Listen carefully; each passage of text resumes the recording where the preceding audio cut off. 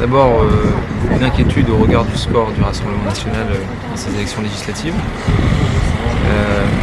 Une source de satisfaction de voir que l'électorat s'est mobilisé pour nous. On fait un meilleur résultat que le président de la République sur la circonscription. Maintenant, on appelle bien sûr tous les électeurs qui ont voté pour la NUPS, puisqu'ils sont un certain nombre, et on félicite les candidats pour leur campagne, de nous rejoindre pour le deuxième tour pour éviter à notre territoire de sombrer dans les mains du Rassemblement national. Je pense qu'on partage un certain nombre de valeurs sociales qu'il nous faut préserver le plus longtemps possible sur ce territoire. Et donc j'espère que le candidat Thierry de Grandin fera le nécessaire pour faire barrage face au Front National. Je l'aurais fait à sa place, donc j'espère qu'il en fera autant. Je suis réaliste, on a des milliers de voix de retard, donc il faudra qu'on aille partout cette semaine pour aller convaincre. Et on a besoin de la mobilisation de tous les acteurs républicains pour faire front.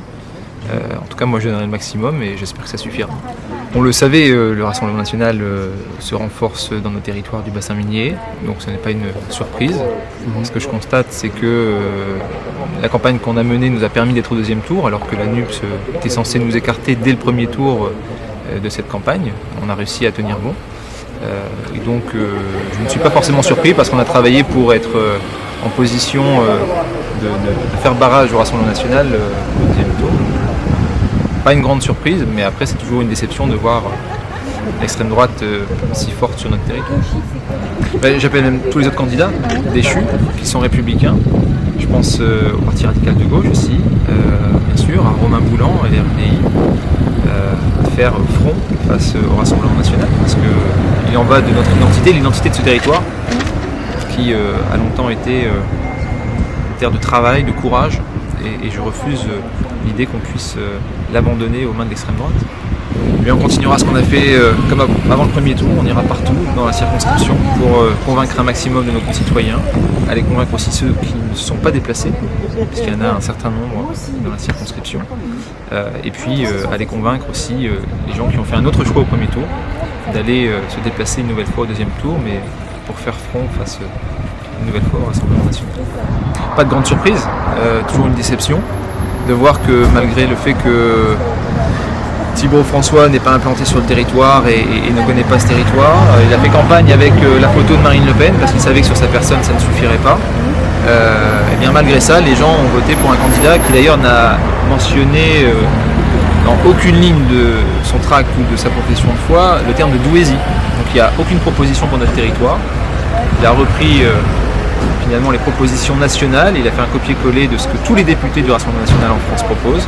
Il n'a aucune idée de ce que le territoire a comme difficulté, a comme force. Et donc j'appelle tous ceux qui sont amoureux de ce territoire, qui connaissent ce territoire, à ne pas laisser un parachuté de Bruxelles remporter cette circonscription, puisque si c'est le cas, nous savons très bien que les citoyens ne le verront jamais.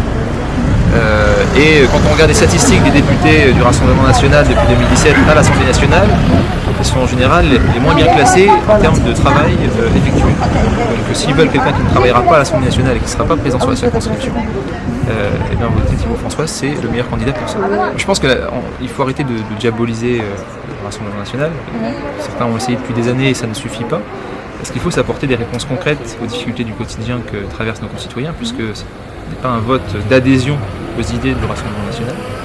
Je pense que pour beaucoup c'est un vote de ras-le-bol, l'expression d'une perte peut-être de confiance dans la politique.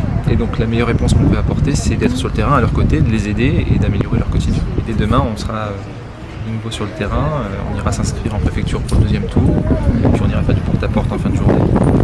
Voilà, reprendre le chemin du terrain. Avec un peu de repos ce soir. Objectivement, l'adhésion des voix de la gauche aurait dû les mettre coude à coude avec le Rassemblement national. On voit bien que l'addition des voix n'a pas fonctionné. Donc, est-ce que le candidat a réussi à rassembler toutes les forces de gauche derrière lui dans cette campagne? Forcément, ça a été que ce n'est pas le cas. Et donc, je suis un peu surpris dans le sens où ils auraient pu gagner davantage. Moi je leur tends la main, je prendrai contact aussi avec bien sûr les candidats déchus et les élus du territoire. Certains m'ont déjà apporté leur soutien au premier tour, donc j'appellerai aussi ceux qui n'ont pas fait dès le premier tour à le faire pour le deuxième tour. territoire a besoin d'être uni face à ce candidat de l'extrême droite. Et j'espère qu'un maximum d'entre eux le fera. Parce que voilà, encore une fois, c'est l'identité de notre territoire qui est en jeu.